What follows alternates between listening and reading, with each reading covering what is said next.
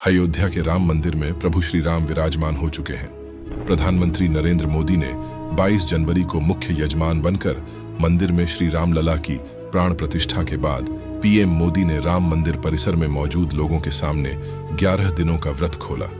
PM Narendra Modi ने 11 जनवरी को 10 minute 50 second का एक ऑडियो मैसेज जारी किया था, जिसमें उन्होंने बताया था कि वह यम नियम का पालन करेंगे। 11 दिनों के उपवास के दौरान पीएम मोदी ने सात्विक भोजन किया। वह सिर्फ नारियल पानी पर रहे थे। अपने व्रत के दौरान पीएम मोदी जमीन पर कंबल बिछाकर सोते थे। 11 दिनों के व्रत के दौरान पीएम मोदी ने 4 राज्यों के 7 मंदिरों में दर्शन किए।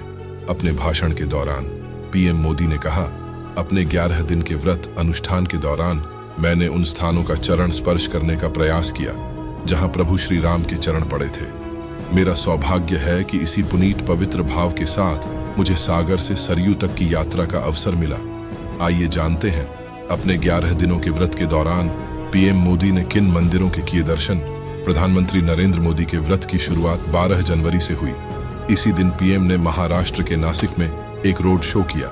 फिर उन्होंने शहर के पंचवटी क्षेत्र में गोदावरी नदी के तट पर काला राम मंदिर में दर्शन किए। प्रधानमंत्री ने जल पूजन और आरती की राम भजन में भी शामिल हुए। रामायण के अनुसार भगवान राम, भगवान लक्ष्मण और देवी सीता अपने 14 साल के वनवास के 10वें वर्ष के बाद कुछ वर्षों तक गोदावरी के तट पर रहे थे। इसके बाद 16 जनवरी को प्रधानमंत्री की तीर्थ यात्रा आंध्र प्रदेश के लेपाक्षी में हुई। यहाँ वीरभद्र मंदिर है। पीएम ने मंदिर में विशेष पूजा अर्चना की। उनकी भक्ति में लीन तस्वीरें भी वायरल हुई थीं। रामायण में लेपाक्षी का जिक्र मिलता है। माना जाता है कि इसी स्थान पर विशाल पक्षी जटायु ने देवी सीता को ले जाते हुए रावण को रोका था। जटायु ने यहीं पर अपने प्राण त्याग दिए थे और यहीं पर जटायु जी ने प्रभु श्री राम को माता सीता के अपहरण की जानकारी दी थी और यहीं पर उन्हें भगवान राम ने मुक्ति प्रदान की थी। गुरुवयूप मंदिर और श्री रामा स्वामी मंदिर केरल में 17 जनवरी को तीर्थ यात्रा के लिए केरल पहुंचे। पीएम ने गुरुवयूपयार श्री रामा स्वामी मंदिर में दर्शन किए। प्रधानमंत्री ने त्रिशूर जिले के मध्य में स्थित गुरुवयूप मंदिर में अर्चना की। इस मंदिर में पीएम मोदी एक्टर में नेता बने सुरेश गोपी की बेटी की शादी में शामिल हुए। इस मौके पर मोहनलाल, ममूटी, जयराम और दिलीप समेत मलाई आलम सिनेमा के कई चेहरे मौजूद थे।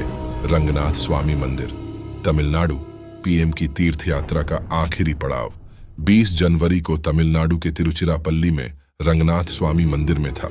इसका अयोध्या से ऐतिहासिक संबंध है। यह मंदिर देश के सबसे पुराने और सबसे से प्रतिष्ठित मंदिरों में एक है।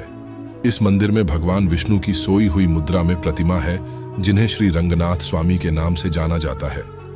वैष्णव साहित्य के अनुसार इस मूर्ति का संबंध अयोध्या से है।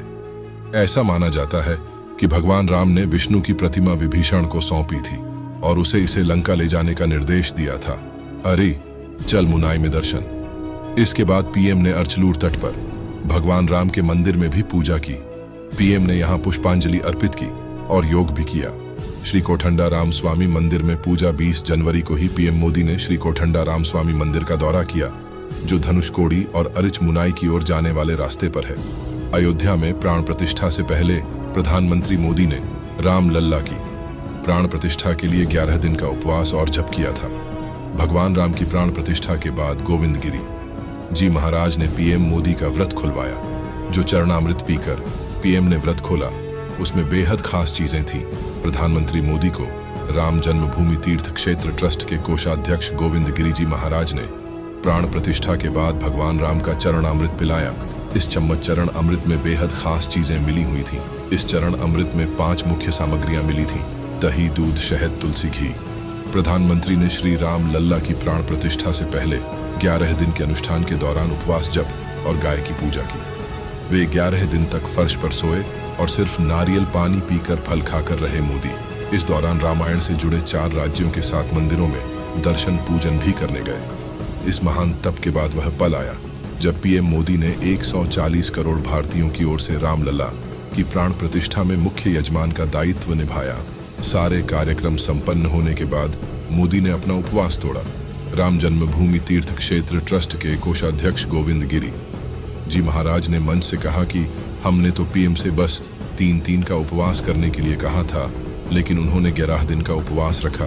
स्वामी गोविंद गिरी ने कहा कि हमने 3-3 दिनों के लिए भूमि शयन जमीन पर सोने को कहा, लेकिन इतनी ठंड के मौसम में उन्होंने 11 दिन भूमि शयन किया।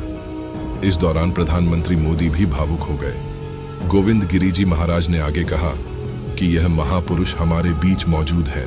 पीएम मोदी किसी महापुरुष से कम नहीं है। जब प्रभु श्री राम के दर्शन सबके लिए खुले, तब बताया जा रहा है कि प्रभु श्री राम की आंखों से आंसू आने लगे, क्योंकि यह बहुत ही बड़ा इंतजार था, जिसका बड़ा भारतवर्ष इतने सालों से इंतजार कर रहा था। कुछ देश के गद्दारों की वजह से हमारा यह राम मंदिर पहले यहाँ पर था, वह टूट गया था, लेकिन आज महान बोल सकते हैं। जैसे मोदी जी, उनकी वजह से हमारा ही राम मंदिर हमको आज वापस मिला है फिर से, और हमने भगवान के दर्शन किए हैं। अगर आप भी एक सच्चे हिंदुस्तानी हैं और सच्चे हिंदू है तो इस वीडियो को लाइक करें और अपने 7 दोस्तों को जरूर शेयर करें, जिससे आप पर भी भगवान की कृपा होगी। और अपने दोस्तों को, अपने घर परिवारजनों को, सबको यह वीडियो भेजें, जिससे उनको भी पता चल सके कि हमारे देश में अब राम मंदिर की खुशियां मनाई जा रही हैं।